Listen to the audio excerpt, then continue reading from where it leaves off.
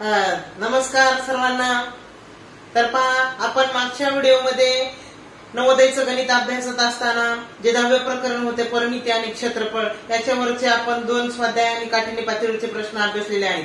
तर ते जे गणित आहेत ते सर्व व्यवहाराशी संबंधित व्यावहारिक ज्ञान मिळवणारे गणित आपण त्यामध्ये अभ्यासलेले आहेत। तर पहा, प्रत्येक गणित मी अगदी सोप्या पद्धतीने समजावून सांगण्याचा प्रयत्न करत आहे। तर तुम्हाला जर माझी शिकवण्याची पद्धत आवडत असेल किंवा गणित समजत असतील तर कृपया लाईक करत चला, आणि जर कोणी सबस्क्राईब करायचं राहिलं असेल तर सबस्क्राईब करा, आपल्या मित्रमैत्रिणींना पण सांगा, नातेवाईकांना पण सांगा। चला, यानंतर पुढचं प्रकरण अभ्यासू आपण कोणाचे प्रकार व त्याचे उपयोजन। याच्यातलं स्वाध्याय 11.1 मधलं पहिलं उदाहरण पहा।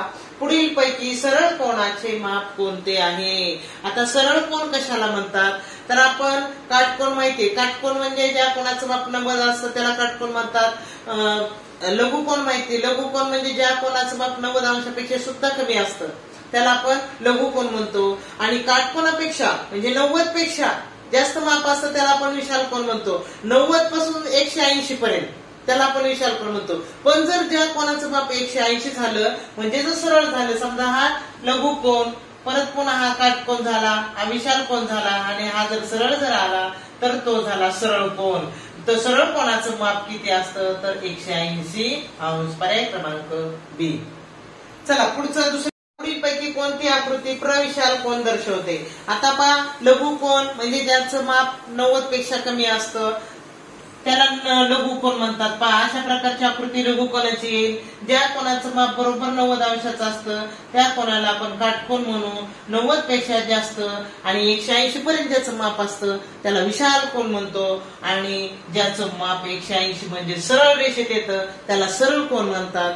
आणि त्याच्यापेक्षा ज्याचं माप जास्त होईल त्याला प्रविशाल कोन, म्हणजे विशाल कोनापेक्षा आणि सरळ कोनापेक्षा जो मोठा असतो तो प्रविशाल कोन। पर्याय क्रमांक सी मध्ये आहे। पहा, बाहेर नासा म्हणजे सरळ कोनापेक्षा सुद्धा तो मोठा झालेला आहे त्याला प्रविशाल कोन असं म्हणतात।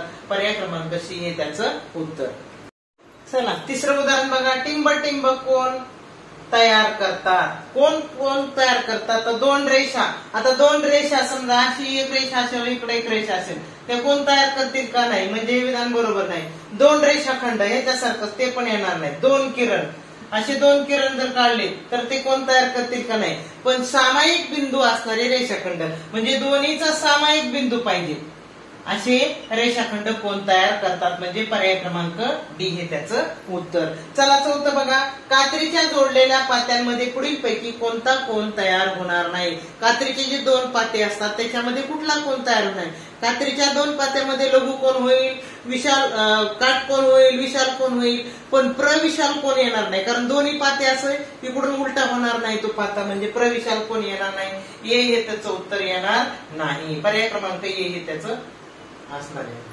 चला, 5वं उदाहरण बघा। पुढीलपैकी कोणत्या घड्याळाच्या 2 काट्यांमध्ये काटकोन झाला आहे? 4 घड्याळे दिलेले आहेत। पर्याय 1, 2, 3, 4 मध्ये कोणत्या घड्याळीमध्ये काटकोन झालाय? काटकोन म्हणजे 90 अंशाचा कोन झालेला आहे। तर पहा, याच्यामध्ये बरोबर 3 वाजले म्हणजे तास काटा आणि मिनिट काटा यांच्यामध्ये 90चा कोन झालेला पाहिजे। याच्यामध्ये थोडासा मिनिट काटा पुढे आहे त्याच्यामुळे ह्याच्यामध्ये नाही झालेला, म्हणजे पर्याय क्रमांक ए हेच त्याचं उत्तर असणार आहे। 6वं गणित बघा। मध्यानंतर 3:45 वाजता घड्याळाच्या मिनिट व तास काट्यांमध्ये कोणता कोन तयार होतो? तर पहा, घड्याळात 3:45 म्हणजे 3:45 म्हणजे तास काटा तो 3च्या पुढे गेलेला असेल आणि 4च्या मध्ये असेल तो, आणि मिनिट काटा कुठे असेल? 9 वर असेल। मग यांच्यामध्ये कोणता कोन तयार झाला? तर यांच्यामध्ये कोन झाला विशाल कोन, म्हणजे 90 पेक्षा जास्त मापाचा झाला म्हणून विशाल कोन। पर्याय क्रमांक सी। 7वं बघा। पुढीलपैकी कशामध्ये कोनाचा उपयोग केला जात नाही? त्याच्यातला ए पर्याय आहे 2 रेषाखंडामधील वळणांचे प्रमाण ह्याच्यामध्ये केला जातो, कारण 2 रेषाखंड किती ह्याच्यात कोनात वळले ह्याच्यामध्ये कोणाचा उपयोग केला जातो? सागराची खोली। तिसरं आहे इमारतीचे मोजमाप, आणि चौथा आहे क्रीडा स्पर्धा। तर इमारतीच्या मोजमापामध्ये सुद्धा कोनाचा उपयोग केला जातो। बघा, 2 भिंतीमध्ये कितीचा कोन काटकोन झाला पाहिजे, इथं सुद्धा कोनाचा मोजमाप केलं जातं। त्याचप्रमाणे क्रीडा स्पर्धेमध्ये सुद्धा क्रीडांगण असताना सुद्धा कोनाचा मापाचा विचार केला जातो। मग सागराची खोली मोजण्यासाठी सुद्धा कोनाचा उपयोग केला जात नाही, म्हणून पर्याय क्रमांक बी हे याचं चला 8वं गणित बघा. पूर्ण कोणाचे माप किती असते? तर पहा एक समजून घ्या कोणाचे मापाचं. जर समजा 90 पेक्षा कमी असेल तो असतो लघु कोण, बरोबर 90 मापाचा असेल तो असतो काटकोन, आणि 90 पेक्षा जास्त असेल तो असतो विशाल कोन. 90 पेक्षा जास्त 90 असेल तो काटकोन, 90 पेक्षा कमी असेल तर तो झाला लघु कोन. विशाल कोन, काटकोन, लघु कोन,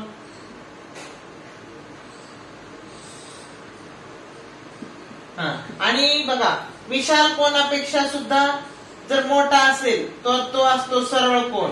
तो असतो 180 मापाचा.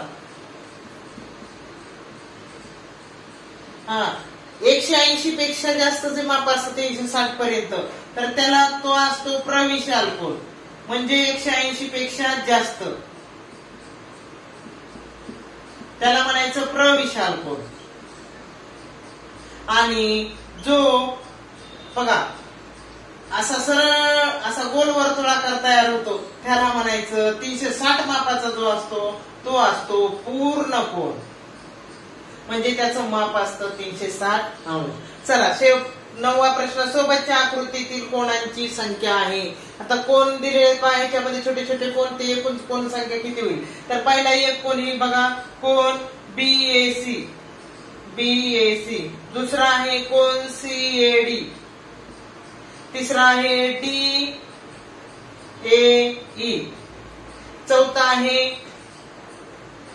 बीएडी. पाचवा आहे सीएई. आणि 6वा आहे पहा कोण बीएई. म्हणजे टोटल किती कोण तयार झाले? असं करत बसण्यापेक्षा ते सोपी बघा. तुम्हाला एक ट्रिक सांगते की या कोणामध्ये नंबर देऊन टाकायचे 1 2 3 आणि त्यांची बेरीज करायची. 1 + 2 + 3 = 6. पर्याय क्रमांक डी. स्वाध्याय 11 मधलं शेवटचं आणि 10वं गणित आहे पहा. सोबतच्या चौकोनात किती कोण तयार झाले आहे? चौकोन दिलेला आहे आणि त्या कोण किती तयार झालेले ते विचारले. आपण या चौकोनाला नाव देऊ ए बी सी आणि डी. तर पहा याच्यात किती कोण तयार झालेले? तर पहा ए पाशी एक कोण झाला कोण ए, कोण बी, कोण सी आणि कोण डी. आता पहा ह्या ए कोणाचे 2 कोण तयार झाले विभाजक, म्हणजे तिथं 2 झालेत कोण. मग त्या हा एक कोण हा एक कोण म्हणजे किती झाले बा? म्हणजे कोण बीएसी, म्हणजे कोण बीएसी एक तयार झाला आणि कोण डीएसी, कोण डीएसी ह्या कोणाचे 2 कोण तयार झाले. आता शीचे बघा कोण बीसीए, कोण बीसीए आणि कोण डीसीए. असे किती कोण तयार झाले? 1 2 3 4 5 6 7 8. पर्याय क्रमांक डी हे त्याचं उत्तर आहे. तर पहा विद्यार्थ्यांनो, आपल्या या 11व्या प्रकरणामधलं एकच स्वाध्याय होता तर तो आपण अभ्यासलेला आहे. आता उद्याच्या व्हिडिओमध्ये पुढच्या व्हिडिओमध्ये आपण 11व्या प्रकरणावरचे काठिण्य पातळीवरचे प्रश्न अभ्यासणार आहोत. तर व्हिडिओ शेवटपर्यंत पाहत चला. धन्यवाद.